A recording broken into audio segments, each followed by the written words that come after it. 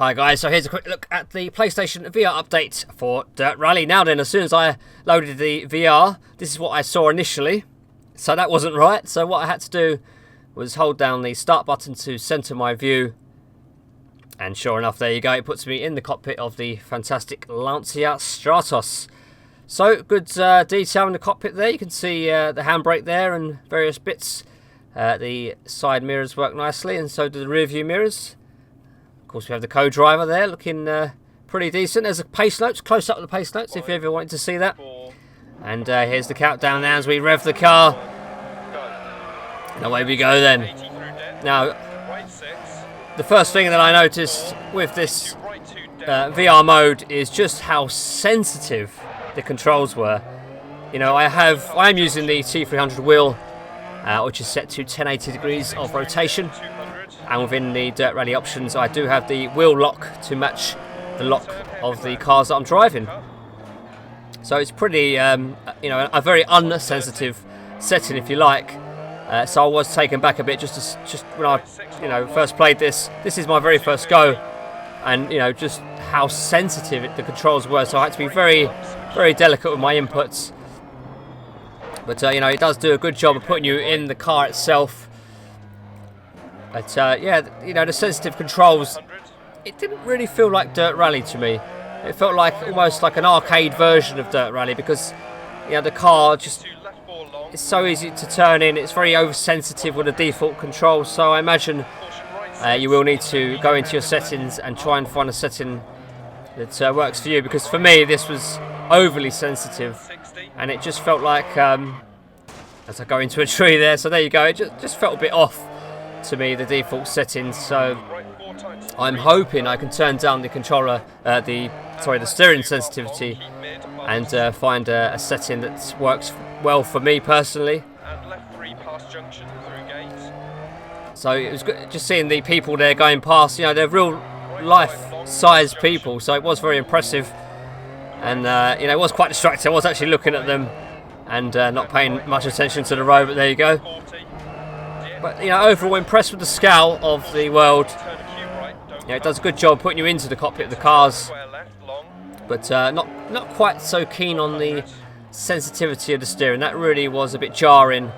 So I'm hoping I can go into the settings and change that.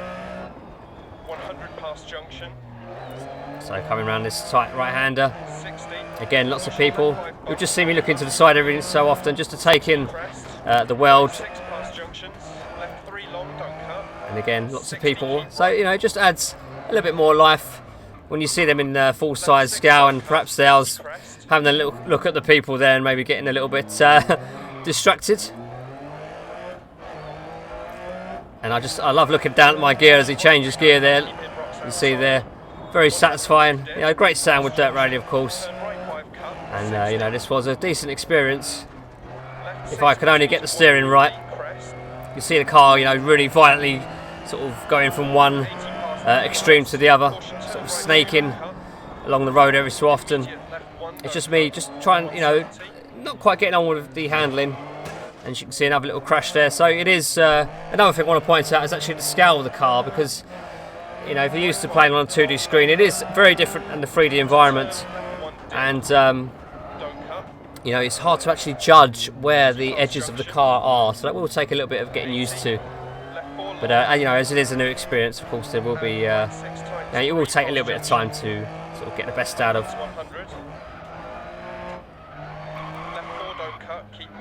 So, I mean, it is a tricky car to drive, the Stratos. It does like to get sideways as it is, so perhaps this wasn't the best car to dive into the PSVR update to get used to it. And we're going to be coming across the finish line any moment now. So we're going to move on to a rallycross stage now. So then here we are on board the Clio, the Renault Clio rallycross car. And again, just having a little look around. You can see the back of the car there is not been rendered properly, but that's okay. You can see the various crowds and bits and pieces of life to the right of the side of the track there. And, you know, just having a little look around, just popping my head out the window there through the glass. And just having a little look at my rivals there on the grid. So we've got 10 seconds to go then. So here we are then. So revving away. Away we go then. So I'm going to be taking the Joker lap straight away. Not normally something I would do, especially if I'm leading. I certainly wouldn't take the Joker lap. But I figured I just want to get it over and done with, so I can concentrate on the racing action.